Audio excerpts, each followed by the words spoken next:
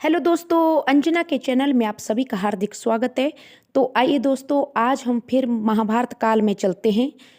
दोस्तों, द्वापर युग में जब महाभारत का युद्ध चल रहा था तो कृष्ण भगवान एक रात को कर्ण के पास आकर कर्ण के शिविर में आते हैं और कर्ण से उनके जन्म की पूरी बात बताते हैं कि कैसे सूर्य भगवान ने कुंती को कर्ण को संतान के रूप में दिया था और कुंती ने लोकलाज की डर से कैसे पुत्र को गंगा जी में बहा दिया था।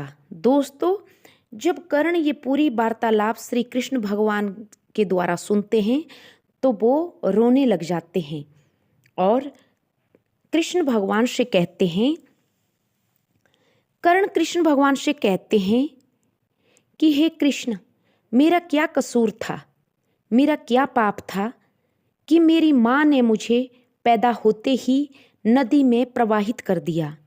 मेरा क्या गलती थी? जब मैंने शिक्षा ग्रहण करनी चाहिए तो गुरु द्रोणाचार्य ने भी मुझे शिक्षा देने से इनकार कर दिया कि मैं एक शूद्र पुत्र हूँ, क्योंकि मैं एक क्षत्रिय नहीं था। हे कृष्ण, मेरी क्या गलती थी? आगे जब मैंने द्रौपदी ने भी स्वयंवर में मुझे बाण चलाने से मना कर दिया, क्योंकि मैं एक क्षत्रिय नहीं था। उसने भी मुझे अपमानित किया कि मैं एक शूद्र पुत्र के साथ विवाह नहीं करूंगी। मुझे हे कृष्ण जिंदगी भर अपमान ही मिला। मेरा क्या कसूर था? दोस्तों, कृष्ण भगवान कर्ण को समझाकर कहते हैं कि हे सूर्यपुत्र, आप अपना रोना रो रहे हैं, आप पहले मेरे बारे में सुनिए। हे सूर्यपुत्र, मेरा तो जन्म ही कारागार में हुआ था, जेल में हुआ था। जन्म लेते ही मुझे मृत्यु का भय था कि कहीं कंस मामा मुझे मार ना डाले। और हे कर्ण, मैं तो जन्म लेते ही अपने माता पिता से मुझे जुदा कर दिया गया। बाद में नंद यशोदा बाबा के पास मुझे पाला गया। गाय चराता था मैं, गोबर उठाता था मैं। सगा मामा मुझे मारना चाहता था। पता नहीं कितने प्रकार के राक्षस मुझे मारने के लिए भेजे। आगे चलकर मुझे वो जिस राधा को मैं अपने प्राणों से भी ज़्यादा प्रिय था, प्रेम करता था, उसे भी छोड़ना पड़ा और विवाह मुझे रुक्मिणी से करना पड़ा। हे कर्ण, मेरी कहानी तो तुझसे भी ज़्यादा निराली है।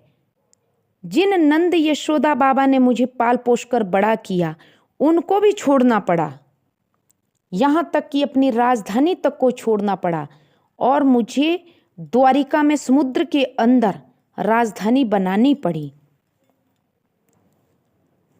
मेरे साथ भी तो अन्याय हुआ। हे सूर्यपुत्र, सवाल सिर्फ अन्याय का नहीं है, सवाल है कि उस अन्याय का जवाब तुम कैसे देते हो। अन्याय दोस्तों दोनों के साथ ही हुआ, श्री कृष्ण के साथ भी और कर्ण के साथ भी। परंतु कृष्ण भगवान बंसुरी बजाते रहे और मस्त रहे और कर्ण जीवन भर अतीत की कड़वाहट से भरे रहे और कृष्ण ने कभी अपने अतीत का रोना नहीं रोया, बांसुरी बजाकर आगे बढ़ते रहे। दोस्तों, एक ने अपने आप को क्रोध के विष में से भर लिया और दूसरे ने स्वीकृति के अमृत से अपनी जिंदगी संवार दी। जो मिला कृष्ण भगवान ने उसी में अपनी स्वीकृति जानी और आगे खुशी से बढ़ते गए। दोस्तों, हम लोगों को भी वास्तव में तय करना होता है कि कर्ण की तरह जिंदगी भर कड़वाहट में रहना है या कृष्ण की तरह जो हो गया उसे भूलकर आगे बढ़ें। रोता हुआ कर्ण आखिरी में दोस्तों मौत को समाया और हंसता हुआ कृष्ण की पूजा युगों युगों तक हो रही है।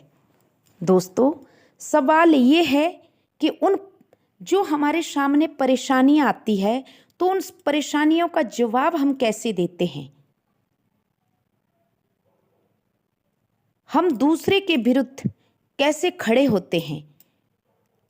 कैसे अपना एक स्टैंड लेते हैं? तो ये था दोस्तों श्री कृष्ण और कर्ण के बीच का संवाद। कर्ण अपनी दुख भरी कहानी श्री कृष्ण जी को बताते हैं, तो बदले में कृष्ण भगवान भी कहते हैं कि मेरा भी जीवन कौन सा आसान था कर्ण, लेकिन हम चाहे तो हम जिस परिस्थिति में हैं उसमें भी हम संतुष्ट रह सकते हैं, सिर्फ अपने मन को मनाने की बात है। तो आशा करती हूँ दोस्तों आप सबको मेरी ये स्टोरी पसंद आई होगी, तो please subscribe me my channel. Thank you.